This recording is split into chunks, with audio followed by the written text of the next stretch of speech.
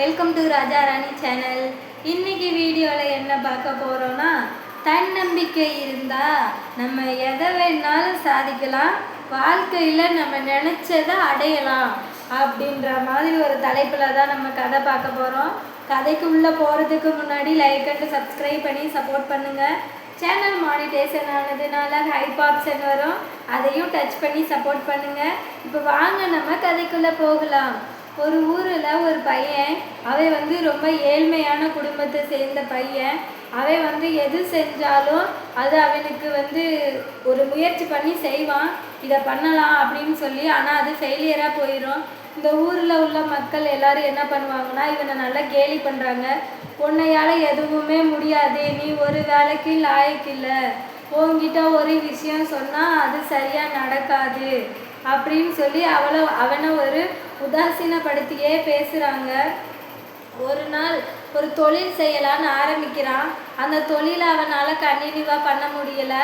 இதை பார்த்த அந்த ஊர் மக்கள், உன்னால் ஒரு வேலையே செய்ய முடியாது, நீ தொழில் செஞ்சு முன்னேற போறியா அப்படின்னு சொல்லி எல்லாருமே கேலி பண்ணுறாங்க.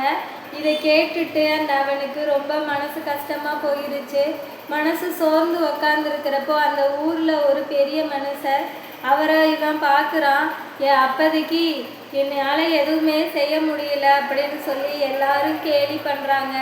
எல்லாரும் என்னை நக்கலாக பார்க்குறாங்க, ஏளனமாக பார்க்குறாங்க.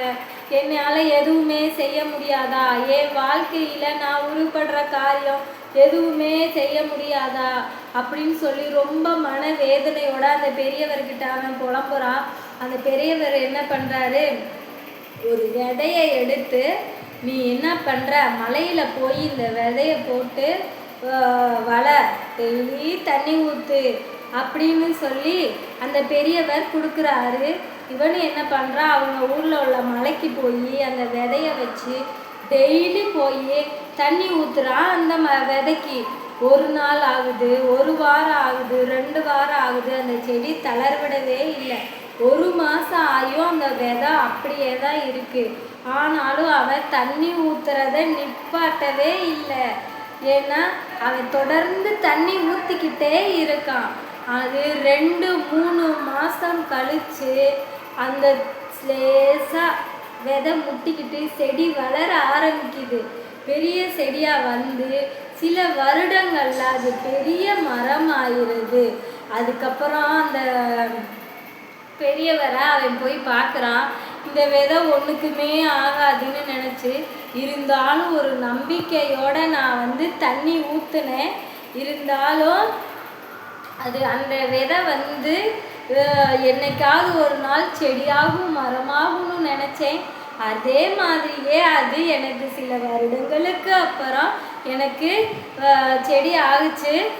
ரொம்ப சந்தோஷமாக இருக்குது அப்படின்னு சொல்லி அந்த பெரியவர்கிட்ட சொல்லிட்டு, இப்போ அந்த பெரியவர் சொல்கிறாரு, ஏப்பா ஒரு வேலை செஞ்ச, அது தப்பாக போயிடுச்சு, அதை திருத்தி எப்படி சரியாக செய்யலான்னு யோசிச்சு பார்த்தியா? அவங்க தப்பாக சொன்னாங்கன்றதுக்காக நீ அந்த தொழிலையே விட்டுட்டு மனசு நொந்து போய் உக்காந்துருந்தியே அப்படின்னு சொல்லி அப்போ அந்த பெரியவர் அவனுக்கு ஞாபகப்படுத்துகிறாங்க பழச. அவன் நினைக்கிறான், ஓ நம்ம அந்த இடத்துல தான் தப்பு பண்ணிட்டோம், நம்ம அவங்க கிண்டல் பண்ணிட்டாங்கன்னு சொல்லிட்டு அந்த இடத்துல சோர்வடைஞ்சிருக்கக்கூடாது, அதை திருத்தி பண்ணணும், இல்லைன்னா வேற வழின்னு நம்ம போயிருக்கணும் அப்படின்னு சொல்லி அதை உணர்றான்.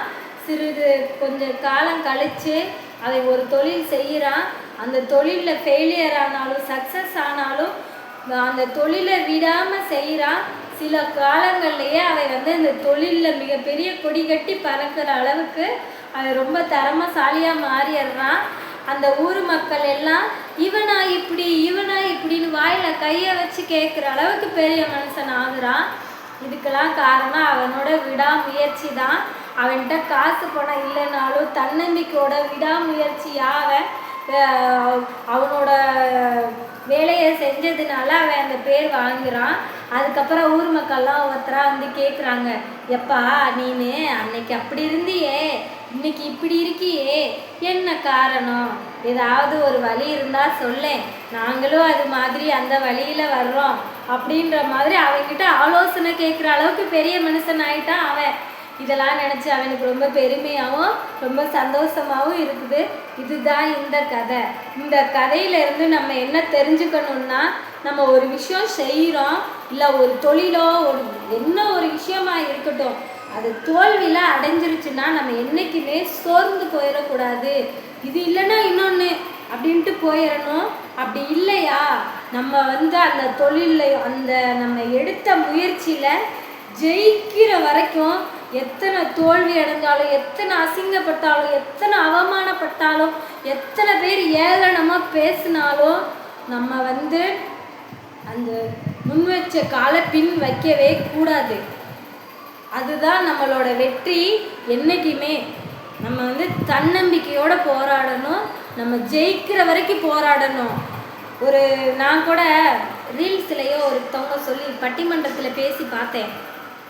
நீ ஜெயிக்கிறேன்னு சொன்னால் இந்த உலகம் நம்பாது, ஆனால் நீ ஜெயிச்சுட்டு சொன்னால் நீ என்ன சொன்னாலும் இந்த உலகம் நம்பும் அப்படின்னு அந்த வார்த்தை எனக்கு ரியலாகவும் பொருந்தும். அந்த மாதிரி தான் நான் இப்போ இருந்துட்டு இருக்கேன். இந்த கதை உங்களுக்கு பிடிச்சா உங்களுக்கு இந்த கதையோட கருத்து எப்படி இருந்துச்சு, இல்லை இந்த கதை எப்படி இருந்துச்சுன்னு மறக்காமல் கமெண்ட் பண்ணுங்கள். இந்த வீடியோக்கு ஒரு லைக் அண்டு சப்ஸ்கிரைப் பண்ணி சப்போர்ட் பண்ணுங்கள். பாய். நம்ம நெக்ஸ்ட் வீடியோவில் பார்க்கலாம்.